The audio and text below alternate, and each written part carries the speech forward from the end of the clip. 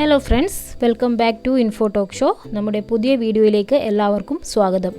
ഇന്നത്തെ വീഡിയോയിലൂടെ നമ്മൾ നോക്കാൻ പോകുന്നത് ബഷീറുമായി ബന്ധപ്പെട്ട ചോദ്യങ്ങളാണ്. അപ്പോൾ വൈക്കം മുഹമ്മദ് ബഷീറുമായി ബന്ധപ്പെട്ട കുറച്ച് ചോദ്യങ്ങളും ഉത്തരങ്ങളും നമുക്ക് ഇന്നത്തെ വീഡിയോയിലൂടെ പരിചയപ്പെടാം. ആദ്യമായിട്ടാണ് നിങ്ങൾ ഈ ചാനൽ കാണുന്നതെങ്കിൽ അതൊന്ന് സബ്സ്ക്രൈബ് ചെയ്ത് വെച്ചോളൂ. നിങ്ങൾക്ക് യൂസ്ഫുൾ ആവുന്ന ഒരുപാട് വീഡിയോസ് ലഭിക്കുന്നതായിരിക്കും. വീഡിയോയുടെ അവസാനം നിങ്ങൾക്കായൊരു സ്പെഷ്യൽ ക്വസ്റ്റ്യനും നൽകിയിട്ടുണ്ട്. അപ്പോൾ വീഡിയോ അവസാനം വരെ കണ്ട് ആ ചോദ്യത്തിൻ്റെ ഉത്തരം നൽകുക കേട്ടോ. അപ്പോൾ നമുക്ക് ഓരോ ചോദ്യങ്ങളായിട്ട് നോക്കാം. ഒന്നാമത്തെ ചോദ്യം ഇതാണ്: ബഷീറിന് ഡിലിറ്റ് ബിരുദം നൽകിയ സർവകലാശാല. ബഷീറിന് ഡിലിറ്റ് ബിരുദം നൽകിയ സർവകലാശാല ഏതാണ്? ഉത്തരം വരുന്നത് കാലിക്കറ്റ് സർവകലാശാല.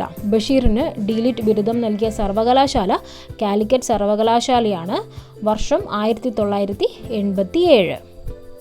അടുത്ത ചോദ്യം: ബഷീറിൻ്റെ തൂലികാനാമം. ബഷീറിൻ്റെ തൂലികാനാമം എന്താണ്?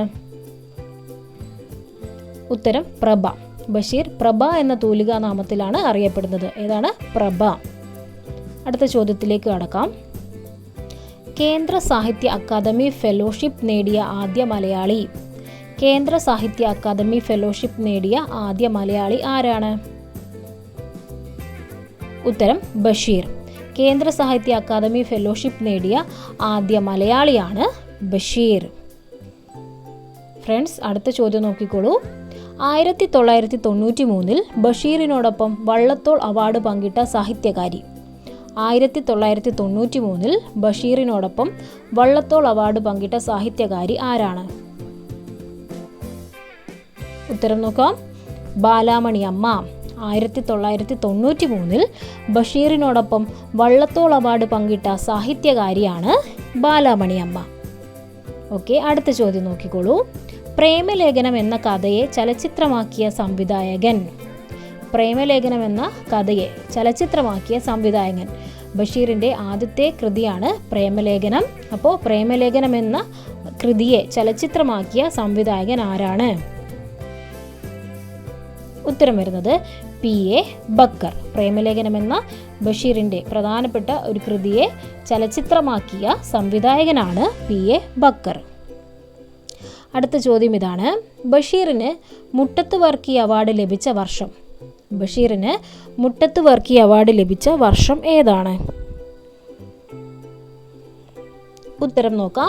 1993. അപ്പോൾ ബഷീറിന് മുട്ടത്ത് വർക്കി അവാർഡ് ലഭിച്ച വർഷം 1993.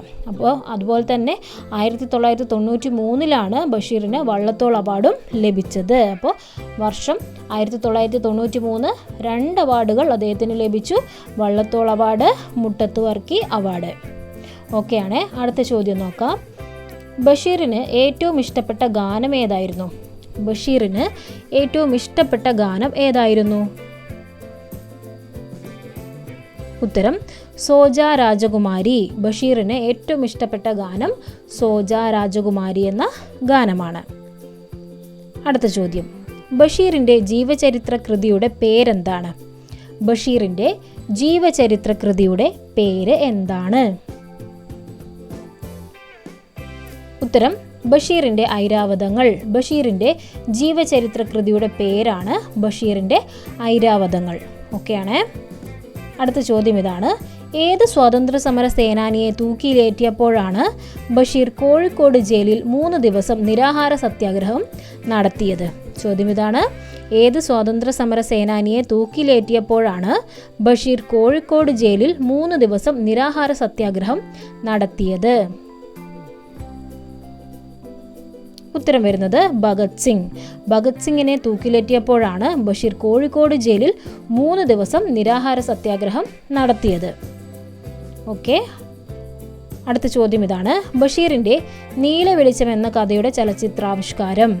ബഷീറിൻ്റെ നീല വെളിച്ചം എന്ന കൃതിയുടെ ചലച്ചിത്രാവിഷ്കാരം ഏതാണ്?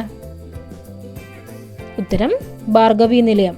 അപ്പോൾ ബഷീറിൻ്റെ നീല വെളിച്ചം എന്ന കഥയുടെ ചലച്ചിത്രാവിഷ്കാരമാണ് ഭാർഗവീ നിലയം എന്ന സിനിമ.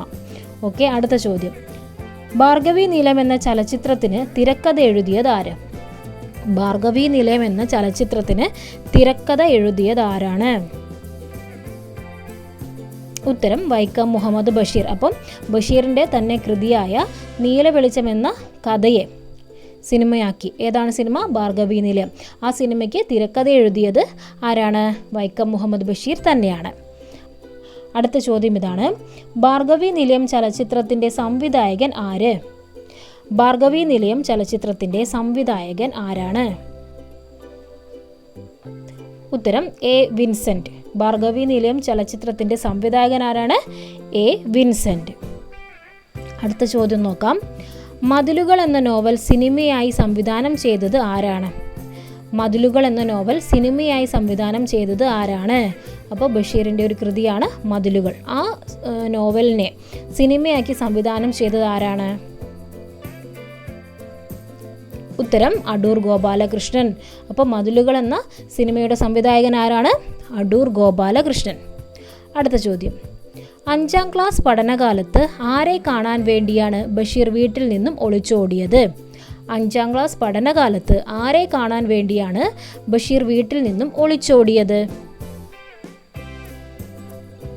ഉത്തരം ഗാന്ധിജിയെ. അപ്പോൾ 5ാം ക്ലാസ്സിൽ പഠിക്കുന്ന കാലത്ത് ആരെ കാണാൻ വേണ്ടിയിട്ടാണ് ബഷീർ വീട്ടിൽ നിന്നും ഒളിച്ചോടിയത്? ഗാന്ധിജിയെ കാണാൻ വേണ്ടിയിട്ടാണ്. പ്രഭ എന്ന തൂലികാനാമത്തിൽ ബഷീർ ഏത് പത്രത്തിലാണ് ലേഖനങ്ങൾ എഴുതിയിരുന്നത്? പ്രഭ എന്ന തൂലികാനാമത്തിൽ ബഷീർ ഏത് പത്രത്തിലാണ് ലേഖനങ്ങൾ എഴുതിയിരുന്നത്? ഉത്തരം ഉജ്ജീവനം. അപ്പോൾ പ്രഭ എന്ന തൂലികാനാമത്തിലാണ് അദ്ദേഹം എഴുതിയിരുന്നതെന്ന് നമ്മൾ മുന്നേ പറഞ്ഞു. പ്രഭ എന്ന തൂലികാനാമത്തിൽ ബഷീർ ഏത് പത്രത്തിലാണ് ലേഖനങ്ങൾ എഴുതിയിരുന്നത്? ഉജ്ജീവനം എന്ന പത്രത്തിലാണ് അദ്ദേഹം ലേഖനങ്ങൾ എഴുതിയിരുന്നത്. അടുത്ത ചോദ്യം. സാഹിത്യത്തിലെ ആധുനികതയുടെ ശബ്ദം എന്നറിയപ്പെട്ട ബഷീർ കൃതി. സാഹിത്യത്തിലെ ആധുനികതയുടെ ശബ്ദം എന്നറിയപ്പെട്ട ബഷീർ കൃതി ഏതാണ്? ഉത്തരം ശബ്ദങ്ങൾ. സാഹിത്യത്തിലെ ആധുനികതയുടെ ശബ്ദം എന്നറിയപ്പെട്ട ബഷീർ കൃതിയാണ് ശബ്ദങ്ങൾ. ഓക്കെ, അടുത്ത ചോദ്യം ഇതാണ്. 2ാം ലോക മഹായുദ്ധത്തിൻ്റെ ഭീകരത മലയാള സാഹിത്യത്തിൽ അവതരിപ്പിച്ച ബഷീർ കൃതി ഏത്? 2ാം ലോക മഹായുദ്ധത്തിൻ്റെ ഭീകരത മലയാള സാഹിത്യത്തിൽ അവതരിപ്പിച്ച ബഷീർ കൃതി ഏതാണ്? ഉത്തരം ശബ്ദങ്ങൾ. അപ്പോൾ സാഹിത്യത്തിലെ ആധുനികതയുടെ ശബ്ദം എന്നറിയപ്പെട്ട കൃതിയാണ് ശബ്ദങ്ങൾ. അപ്പോൾ ഇത് 2ാം ലോക മഹായുദ്ധത്തിൻ്റെ ഭീകരത മലയാള സാഹിത്യത്തിൽ അവതരിപ്പിച്ച ബഷീർ കൃതി കൂടെയാണ് ശബ്ദങ്ങൾ എന്നത്. അപ്പോൾ പ്രധാനപ്പെട്ടതാണ് കേട്ടോ. അടുത്ത ചോദ്യം. ബഷീർ വിവാഹിതനായ വർഷമേത്? ബഷീർ വിവാഹിതനായ വർഷമേതാണ്? ഉത്തരം 1958. ഫാബി ബഷീർ എന്നാണ് അദ്ദേഹത്തിൻ്റെ ഭാര്യയുടെ പേര്. അപ്പോൾ ബഷീർ വിവാഹിതനായ വർഷം 1958. അടുത്ത ചോദ്യം. ഏത് പ്രസിദ്ധീകരണത്തിലാണ് ബഷീറിൻ്റെ ആദ്യ കഥ പ്രസിദ്ധീകരിച്ചത്? ഏത് പ്രസിദ്ധീകരണത്തിലാണ് ബഷീറിൻ്റെ ആദ്യ കഥ പ്രസിദ്ധീകരിച്ചത്? ഉത്തരം ജയകേസരി. ജയകേസരിയിലാണ് അദ്ദേഹത്തിൻ്റെ ആദ്യ കഥ പ്രസിദ്ധീകരിച്ചത്. ഇതിലാണ് ജയകേസരിയിൽ. അടുത്ത ചോദ്യം. ബഷീറിൻ്റെ ജന്മശതാബ്ദി ആചരിച്ച വർഷമേത്? ബഷീറിൻ്റെ ജന്മശതാബ്ദി ആചരിച്ച വർഷം ഏതാണ്? ഉത്തരം ഇതാണ് 2018. ബഷീറിൻ്റെ ജന്മശതാബ്ദി ആചരിച്ച വർഷം 2018 ആണ്. അടുത്ത ചോദ്യം. ബഷീർ എഴുതുമ്പോൾ വാക്കുകൾ വിറച്ചിരുന്നു ഇങ്ങനെ പറഞ്ഞ നിരൂപകൻ ആരാണ്? ബഷീർ എഴുതുമ്പോൾ വാക്കുകൾ വിറച്ചിരുന്നു ഇങ്ങനെ പറഞ്ഞ നിരൂപകൻ ആരാണ്? ഉത്തരം MN വിജയൻ. ബഷീർ എഴുതുമ്പോൾ വാക്കുകൾ വിറച്ചിരുന്നു ഇങ്ങനെ പറഞ്ഞ നിരൂപകനാണ് MN വിജയൻ. അപ്പോൾ ഫ്രണ്ട്സ്, അടുത്തത് നിങ്ങൾക്കായുള്ള സ്പെഷ്യൽ ക്വസ്റ്റ്യൻ ആണ്. ചോദ്യം നോക്കിക്കോളൂ. ബഷീറിൻ്റെ ജീവചരിത്ര കൃതിയുടെ പേരെന്താണ്?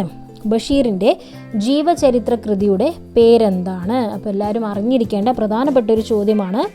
അപ്പോൾ എന്ത് ചെയ്യുക, ഉത്തരം അറിയാവുന്നവർ കമൻറ്റ് ചെയ്തോളൂ. നമ്മുടെ കമൻറ്റ് ബോക്സിൽ ഉത്തരം രേഖപ്പെടുത്തി നിങ്ങളുടെ പേരും കൂടെ ആഡ് ചെയ്യുക കേട്ടോ.